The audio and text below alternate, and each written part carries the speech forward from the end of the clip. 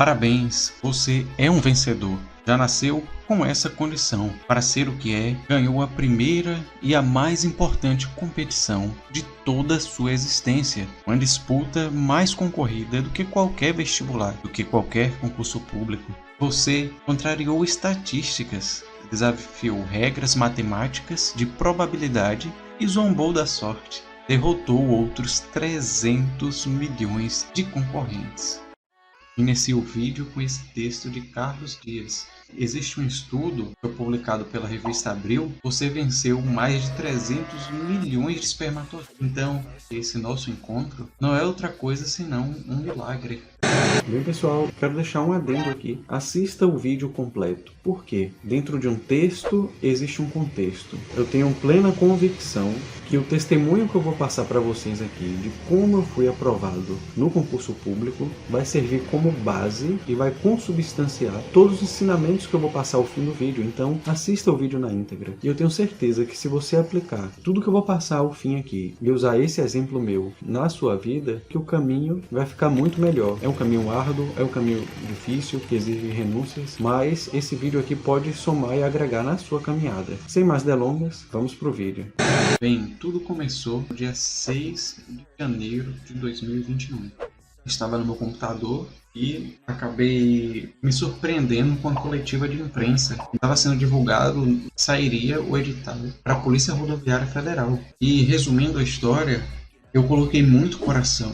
Eu sei que pequei em algumas coisas, mas acertei em outras. E veio minha primeira reprovação. Apesar de ter feito 64 pontos líquidos, não foi suficiente para atingir o corte, mas eu percebi que eu não estava estudando especificamente para aquele concurso da PRF. Estava estudando para o concurso da minha vida. Sentei depois e vi o que eu errei, o que eu acertei e como é que eu posso melhorar para evoluir desse estado que eu estou atualmente. Eu tenho certeza que isso fez toda a diferença para o meu crescimento. Claro! Depois da prova da PRF, eu continuei estudando por cerca de 2 meses e estava com a seguinte mentalidade: mesmo que demorasse 4, 5, 6, 10 anos para a próxima prova da PRF, eu iria continuar estudando porque eu queria estar preparado para tornar minha aprovação inevitável. Eu botei isso na cabeça, que estudar e me dedicar ia até o final, até conseguir. Eu continuei estudando, mas houve um imprevisto. A vida nem sempre vai ser uma linha reta. A vida é composta por altos e baixos. E o que acabou acontecendo? Uma irmã minha acabou passando por um momento muito difícil na vida dela. E antes de eu falar um pouco disso que aconteceu, só quero falar um pouco desse histórico que eu tinha com essa irmã minha. E para seguir uma sequência lógica, e vocês entenderem como isso fez parte de toda a minha caminhada até a aprovação. Então, deixa eu voltar um pouquinho. Essa irmã minha, a gente sempre teve um certo distanciamento. Apesar de eu ser um rapaz cristão, do bem, e sempre busquei Jesus, parecia que tinha uma marra. E chegou num dado momento da minha vida que eu pensei: poxa Deus, será que eu nunca vou conseguir me dar bem com minha irmã? Aquilo me fazia muito mal, porque eu conseguia me dar bem com todo mundo, e ela era a única pessoa que eu não conseguia ter uma sinergia como eu gostaria de ter com ela. E o que aconteceu? Em momentos antes a esse momento do concurso público, eu tive um momento de muita dificuldade. Todas as portas se fecharam para mim. Foi ali que começou essa virada na nossa relação de irmão. No momento mais difícil da minha vida, ela foi um bálsamo para mim, ela foi o meu suporte. E agora, no momento do concurso público, já passado a PRF, uns 3 meses mais ou menos, ela que estava com todas as portas fechadas. E a gente chegou num instante da nossa vida que, principalmente eu, fiz a seguinte leitura: nem meu pai nem minha mãe estão conseguindo enxergar o que a minha irmã está passando, o fundo do poço que ela está começando a entrar. Eu não culpo eles, porque eles não conseguiam enxergar isso devido a todo o histórico de vivência que eles têm. Então foi um momento que eu não pensei 2 vezes em deixar meus estudos de lado. Muitas provas que eu já tinha feito inscrição, acabei não fazendo. Eu abri mão de estudar, abri mão de tudo para me dedicar por inteiro para minha irmã e para os meus 3 sobrinhos. Naquele momento, eles precisavam de alguém que fizesse isso que eu fiz. Enfim, passei por esse período. Tudo que eu buscava na minha vida, e o concurso era um meio para isso, eu pude servir. Toda essa dor que ela passou e eu tive do lado dela foi muito importante para nos unir como irmãos. Antes, eu tinha o seguinte pensamento: Poxa, se eu pudesse voltar no tempo, eu falaria para aquele meu João mais novo, estava na faculdade ainda, ia falar o seguinte: cara, você quer ser delegado? Já estudo desde o início. Com 5 anos de faculdade, você estudando para delegado, você consegue passar nas matérias e você já sai com uma bagagem tão boa, mas tão boa, que você vai conseguir ser aprovado, talvez até dentro da própria faculdade. Se esse João do futuro voltasse para falar com esse João do passado. Mas só que hoje, com 30 anos de idade, eu percebi o quanto foi importante eu viver tudo que eu vivi do jeito que eu vivi. Eu não trocaria um sucesso profissional com 23 anos de idade para deixar de viver as experiências que eu vivi com os meus sobrinhos, com minhas irmãs, e viver todo esse processo que eu precisei viver. Foi necessário. Eu pude perceber que o tempo de Deus é perfeito. E apesar de não estar adiantado no meu lado profissional, eu consegui adiantar em muitos outros lados. Eu percebi que a minha caminhada de concurso até ali foi muito sobre lapidação do ser humano. Não foi única e exclusivamente estudo. Mais importante do que saber do concurso que eu fui aprovado é saber o processo. Foi um caso muito curioso porque eu não iria fazer esse concurso. Pensa aí, o concurso que eu fui aprovado, o concurso da minha vitória, foi um concurso que eu não iria fazer. O que aconteceu? Nesse concurso da Polícia Penal de Minas, voltou um fantasma à tona. Por quê? Eu ia ter que sair da Bahia, eu moro no sul da Bahia, e eu ia até Petrolina. Eu ia ter que andar muitos quilômetros. E num passado não tão distante, minha irmã me inscreveu num concurso para Guarda Municipal de Petrolina. E no dia de viajar para fazer esse concurso da Guarda Municipal, estava muito ansioso, me sentia muito incapaz. Por algum motivo eu fiquei trancado no quarto, não saí, não dei satisfação para minha irmã, para ninguém. Simplesmente não fui fazer esse concurso da Guarda Municipal. E quando apareceu esse concurso da Polícia Penal de Pernambuco, eu coloquei para fazer em Petrolina, a mesma cidade desse outro concurso que eu não fui fazer. E no dia de ter que viajar para Petrolina, eu bati o pé no chão que eu não iria fazer esse concurso. Eu não estava preparado o suficiente, eu precisava ter me preparado mais, e não adiantava ir fazer porque eu não ia ser aprovado. E me voltou esse fantasma desse concurso anterior que eu não fui fazer.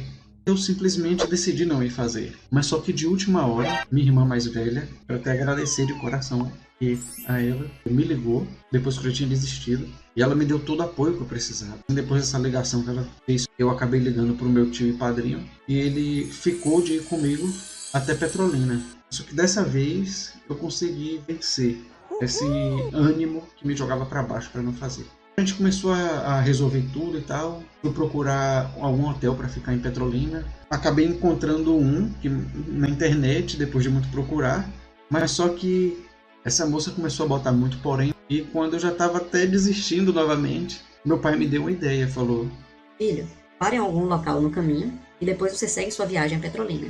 E eu sei que Deus colocou coragem no meu coração e simplesmente fui.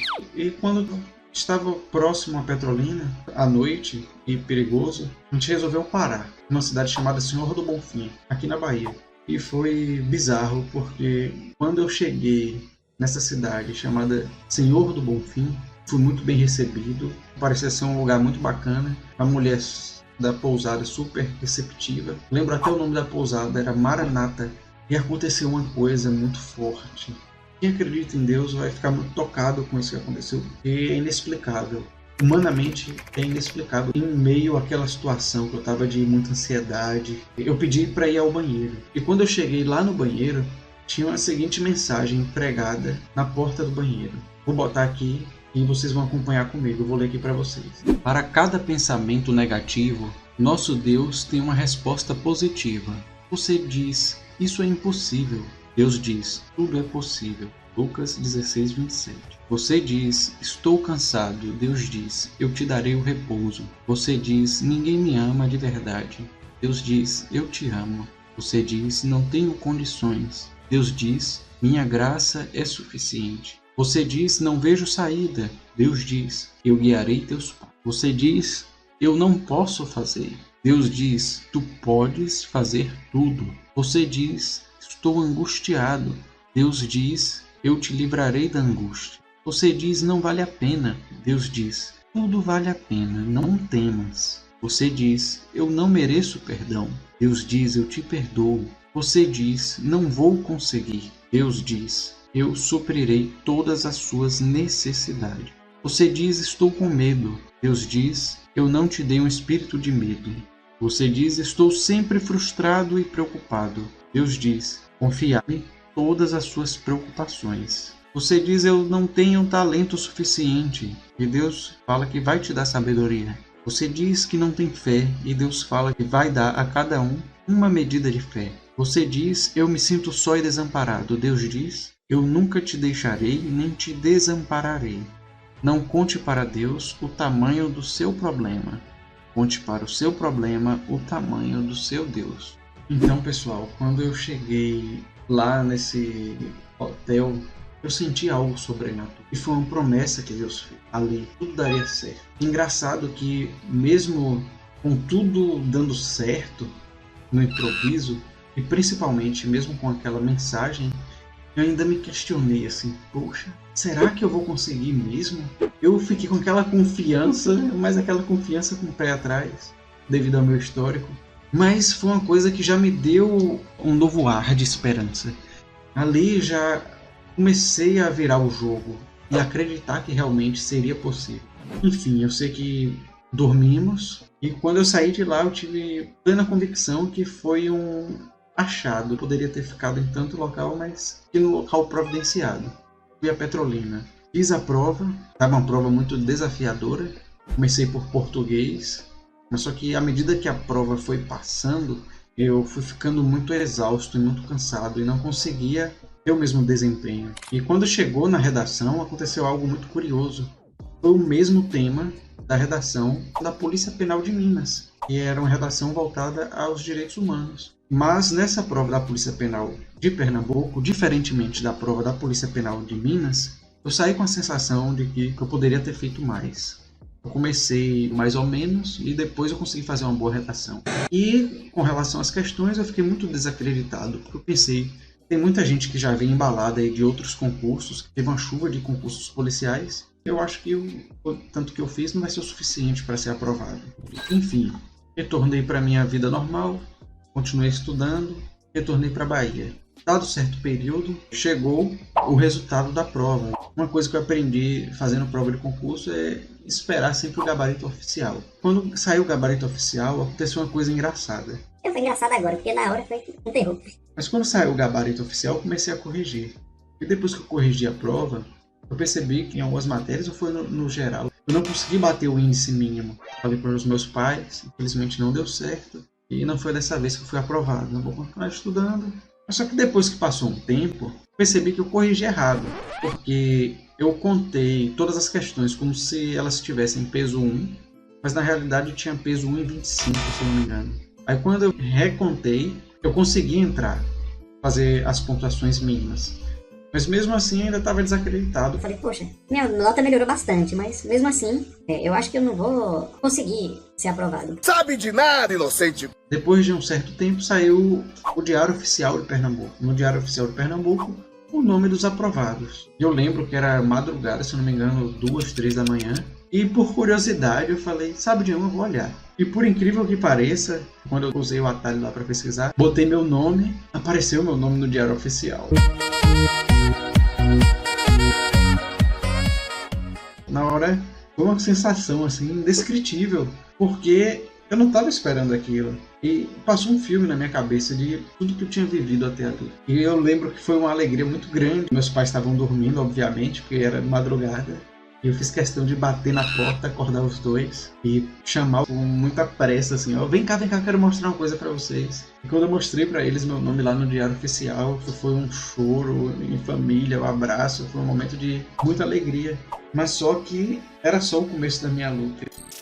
Depois de ter sido aprovado na primeira fase, vieram as outras fases. E por incrível que pareça, todas as fases eu quase fui reprovado. Em todas. Depois da prova veio os exames médicos. E por falta de experiência da minha parte, eu acabei fazendo muito em cima da hora. Então foi uma luta para conseguir fazer tudo. Inclusive, teve um médico em específico que precisava de um relatório gigante com muitas coisas. E ele fez um muito genérico e não iria passar. E por providência, eu acabei conseguindo achar um outro oftalmo que já tinha o costume de fazer exames para PF, PRF. Ele fez uma bateria de exames. E para vocês terem ideia, eu precisei pegar um ônibus para depois pegar o avião. Então, até meia-noite eu estava resolvendo o problema, porque teve muito médico que entregou coisa errada, que eu tive que correr atrás de outro médico. E depois de uma luta assim absurda, eu fui a Recife e mesmo assim não tinham todos os exames, ainda faltava o exame toxicológico. Eu ia orar a Deus para conseguir ele de alguma forma. Pedi para minha mãe enviar por Sedex, alguma coisa. Então o que aconteceu? Eu cheguei, fiz a avaliação presencial e encontrei um guerreiro lá. Eu expliquei para ele o que tinha acontecido comigo, que o toxicológico não ia sair. Eu tenho que pedir para o pessoal mandar. Ele falou, você faz isso, isso e isso. Ele me deu um toque para pegar online. E por incrível que pareça, no último dia, aos 45 do segundo tempo, eu consegui pegar o exame toxicológico online. E se dependesse do físico, eu não ia conseguir pegar, porque o físico só saiu na quarta-feira. Eu só tinha até domingo para entregar. Eles iam me entregar na quarta. Se cria vergonha na sua cara e vai se procurar trabalhar. Então, graças ao bom Deus, eu encontrei esse guerreiro que me deu as instruções que eu precisava para conseguir com antecedência o exame. A avaliação médica, assim, acho que foi o que mais me consumiu psicologicamente falando. Eu quase surtei. Consumiu muito, foi muita pressão e muita coisa para fazer em pouco tempo. E para vocês terem ideia, eu acordava 6 horas da manhã, ia para um bocado de médico, ficava rodando de médico em médico, e só voltava 9, 10 da noite. Foram 10 dias assim, acordando cedo, sem conseguir dormir direito, e toda hora eu procurando, tentando marcar, correndo atrás, e médico dando bolo, médico fazendo coisa errada. Mas eu sei que no fim das contas deu certo. E depois dos exames médicos veio o TAF. E no TAF aconteceu uma coisa muito curiosa. Eu sempre treinei para o TAF, sempre fui de correr, de me exercitar. E eu estava treinando no quintal da minha casa. Só que faltando 2 semanas e um pouquinho, eu resolvi pagar um profissional para conseguir treinar melhor. Quando eu paguei esse profissional e fui para uma pista que era similar à pista que eu ia fazer o TAF, eu não consegui bater o índice. Mas só que comecei a treinar. E eu só tive a oportunidade de fazer mais 2 corridas. Na segunda, passei por pouco e na terceira consegui passar tranquilo. E quando estava faltando 10 dias para eu poder viajar para ir fazer o TAF, eu gripei. Mas só que essa gripe, não sei como, só durou 2 dias, que eu bebi muita água. E faltando 1 semana eu me lesionei. Acho que devido à carga de treinos que eu não estava acostumado, que eu peguei um pouco mais pesado, acabei me lesionando. Tive que ir mesmo lesionado. Mas quando cheguei lá, com tudo isso que aconteceu, eu consegui ser aprovado e passei. No sufoco, mas passei. Vocês estão deixando a gente sonhar! Esse momento do TAF foi muito legal, que eu tive uma interação muito gostosa com minha família, com minha tia, com meus primos. E no TAF em si, quando eu estava lá fazendo o TAF, parecia que eu estava pisando nas nuvens.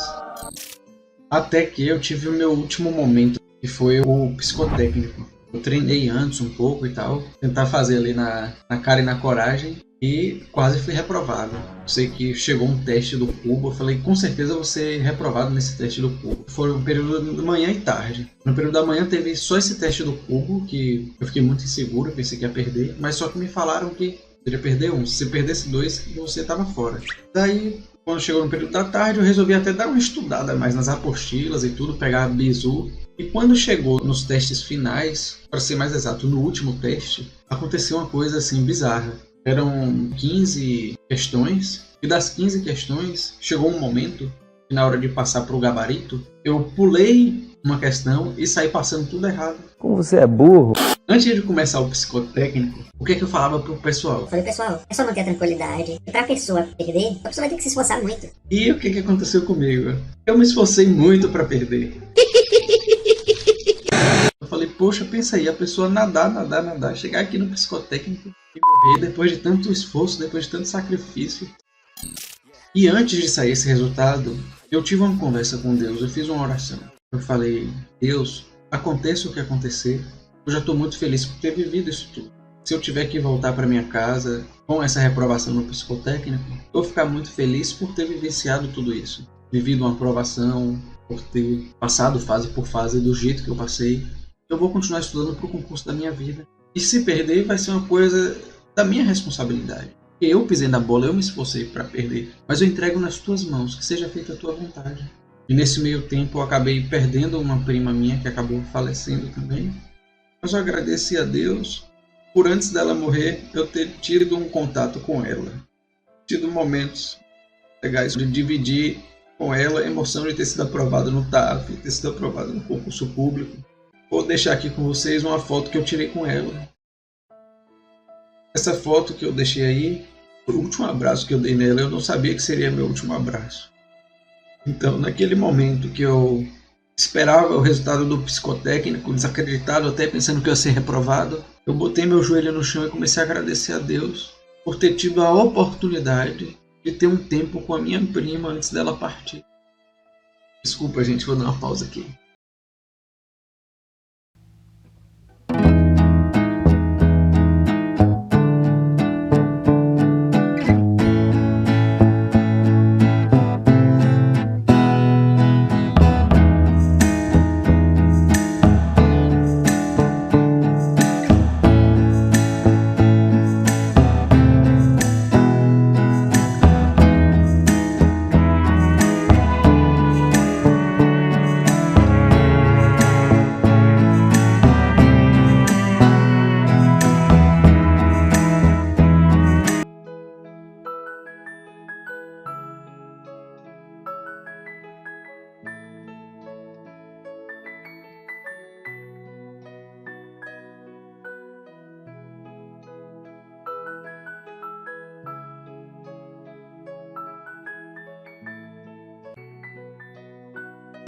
Acabei conseguindo minha aprovação no psicotécnico de uma forma muito curiosa. Por quê? Eu estava imaginando que perderia no teste do cubo e no último exercício, que eu acabei trocando o gabarito. No entanto, quando saiu o resultado do psicotécnico, eu acabei sendo aprovado. Aí eu fui olhar se eu tinha sido reprovado em algum teste. E tanto o teste do cubo quanto o teste que eu troquei os gabaritos, eu acabei sendo aprovado. Eu perdi em outro que não tinha nada a ver. Isso reforçou que essa vitória, nessa fase, foi dada por Deus. Nesse prisma, depois de ter partilhado tudo que eu passei para ser aprovado, eu quero deixar aqui os ensinamentos para vocês. Eu vou começar com Mateus 6,33, que afirma o seguinte: buscai primeiro as coisas de Deus e tudo mais lhe será acrescentado. Seja feliz apesar das coisas, apesar das conquistas. Mesmo que você não tenha emprego, não tenha uma família, não tenha conquistado algo terreno. Esse senso de estar completo, estando por inteiro em Jesus, buscando uma relação mais íntima. Essa intimidade com Deus vai fazer com que também você consiga ter serenidade para seguir esse caminho do concurso público, que é um caminho que tende a ser longo. Ocasionalmente você pode ser aprovado de primeira, mas essa é a exceção e não a regra. E essa intimidade com Deus vai fazer com que você consiga suportar esse processo de uma forma muito mais leve. E essa história demonstra que não é só concurso público, não é uma linha reta. Você é um ser humano, você vai passar por muitas coisas. Você pode eventualmente ter algum problema de saúde, alguém na sua família, ou então você se desviar e ir para outros projetos. A vida é muito mais complexa e não se resume a isso. Por mais que tenha grande importância, a sua vida não se resume a estudo e a concurso público. É só mais um setor importante, mas só mais um setor da sua vida. Consagre os seus caminhos, consagre cada passo seu ao Senhor, que aí você vai estar bem e a aprovação vai ser uma consequência. Enfim, pessoal, o vídeo foi esse. Eu espero que tenha agregado de alguma forma na sua vida. Espero que vocês possam voltar aqui mais vezes também. E é isso. Eu vou ficando por aqui. Um forte abraço e eu vou pedir licença. Me dão licença, eu vou cagar.